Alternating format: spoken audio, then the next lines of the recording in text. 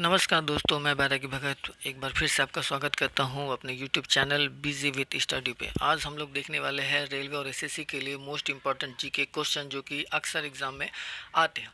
तो चलिए देखते हैं। पहला प्रश्न है कि लिंगराज मंदिर भारत के किस प्रदेश में है, यानी किस राज्य में है? तो वो है उड़ीसा में।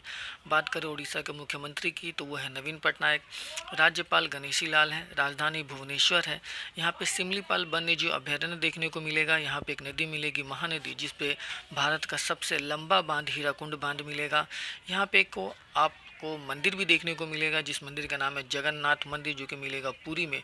और ये भारत के 4 पवित्र जो धाम है उन धामों में से एक है। तो जितने भी एक्स्ट्रा फैक्ट होंगे मैं आपको बताते जाऊंगा, तो आप प्लीज़ पेन और पेपर अपने साथ लेकर के बैठें। पहले प्रश्न के बाद दूसरा प्रश्न है कि फ्लोरिकल्चर में किसका अध्ययन किया जाता है? उत्तर है फूलों का।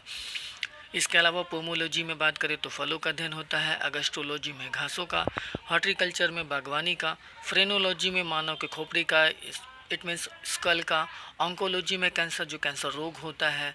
माइकोलॉजी में बात करें तो कवक का, जिसको हम लोग बोलते हैं फंगस इंग्लिश में। और अगर फाइकोलॉजी बोले तो उसमें अध्ययन किया जाता है शैवाल का। ये सारे क्या हैं कि विज्ञान के अध्ययन की शाखा है जिसमें अलग अलग चीज़ों का अध्ययन किया जाता है। तो एक के साथ मैं आपको लगभग 5-10 एक्स्ट्रा फैक्ट बताते जाऊंगा जो कि अक्सर एग्जाम में पूछे जाते हैं। दूसरे प्रश्न के बाद हमारा अब तीसरे प्रश्न की ओर बढ़ते हैं, और हमारा तीसरा प्रश्न है कि राजस्थान राज्य की सबसे ऊंची चोटी का नाम क्या है? तो वो है गुरु शिखर, जिसकी ऊंचाई की बात करें तो वो है 1722 मीटर। और ये अरावली पर्वतमाला में स्थित है, जो कि अरावली जो है वो विश्व की सबसे पुरानी पर्वतमाला में से एक है, या आप ऐसा कह लो कि पुरानी पर्वतमाला है। यहाँ भारत और पाकिस्तान ये दोनों देशों में फैली हुई है। मुख्यमंत्री की बात करें तो यहाँ के मुख्यमंत्री अशोक गहलोत। राज्यपाल कलराज मिश्र हैं और इसकी राजधानी है जयपुर। अरावली जहाँ विश्व की सबसे पुरानी पर्वतमाला है, तो अगर एग्जाम में क्वेश्चन आता है कि हिमालय कैसी है, तो वो नवीन मोरदार पर्वत है या नवीन पर्वत माला है, ये आपको टिक करना है। चौथे प्रश्न की तरफ देखेंगे तो वो है वर्ष 2020 का राजीव गांधी खेल रत्न पुरस्कार किस क्रिकेटर को मिला है? तो वह है रोहित शर्मा। इसके अलावा अगर बात करें तो 2020 में कुल 5 लोगों को ये पुरस्कार मिला है। रोहित शर्मा को क्रिकेटर के लिए, वो क्रिकेटर हैं, क्रिकेट खेलते हैं। Manika Batra table tennis. Rani Rampal hockey. Vinesh Phogat कुश्ती। और मरियप्पन थंगावेलु पैरा एथलीट है। यह पुरस्कार 1991-92 में शुरू हुआ था और इसमें कुल अब 25 लाख रुपये दिए जाते हैं, जो कि राशि पहले 7.5 लाख रुपये थी। और सबसे पहले विश्वनाथन आनंद को ये पुरस्कार दिया गया था। पांचवा प्रश्न है कि राष्ट्रीय खेल दिवस कब मनाते हैं? तो वो प्रत्येक वर्ष 29 अगस्त को मनाते हैं। इस दिन मेजर ध्यानचंद जी का जन्मदिन दिवस ये 15 जनवरी को नहीं 28 फरवरी को मनाते हैं। यानी राष्ट्रीय विज्ञान दिवस 28 फरवरी को। राष्ट्रीय युवा दिवस, जिस दिन स्वामी विवेकानंद का जन्मदिन है, वो 12 जनवरी को मनाते हैं। बात करें थल सेना दिवस या आर्मी डे, वो 15 जनवरी को होता है प्रत्येक वर्ष। वायुसेना दिवस यानी एयरफोर्स डे की अगर बात करें तो वो हर साल 8 अक्टूबर को मनाते हैं। और बात करें जल सेना दिवस या नेवी डे, तो वो हर साल हम लोग 4 दिसंबर को मनाते हैं। 28 फरवरी को जो हम लोग राष्ट्रीय विज्ञान दिवस मनाते हैं, डॉक्टर सीवी रमन के याद में उन्होंने प्रकीर्णन की खोज की थी, रमन इफेक्ट की खोज की थी, इसलिए ये दिन को हम लोग मनाते हैं उनको सम्मान देने के लिए। छठा प्रश्न है कि संयुक्त राष्ट्र दिवस यूनाइटेड नेशंस डे कब मनाते हैं? तो वो मनाया जाता है 24 अक्टूबर को। बात करें फुल फॉर्म की तो यूएनओ का फुल फॉर्म है यूनाइटेड नेशंस ऑर्गेनाइजेशन। स्थापना की बात करें तो ये 24 अक्टूबर 1945 ईस्वी को हुआ था। इसके मुख्यालय या हेडक्वार्टर की बात करें तो वो है न्यूयॉर्क अमेरिका में। कुल वर्तमान सदस्य देश की बात करें तो वो है 193 यानी 193। सबसे नवीनतम दक्षिण सूडान है। अध्यक्ष की बात करें तो एंटोनियो गुतेरेस इथोपिया के रहने वाले हैं। और भारत यूएनओ का सदस्य जो है 1945 से ही है, यानी जब यूएनओ बना उसी समय से भारत इसका सदस्य है।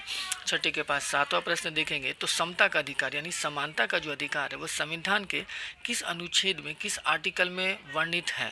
तो वो है भारतीय संविधान में के आर्टिकल 14 में वर्णित है। अगर बात करें वर्तमान में तो भारतीय संविधान में कुल 470 अनुच्छेद हैं, जो कि पहले 395 थे।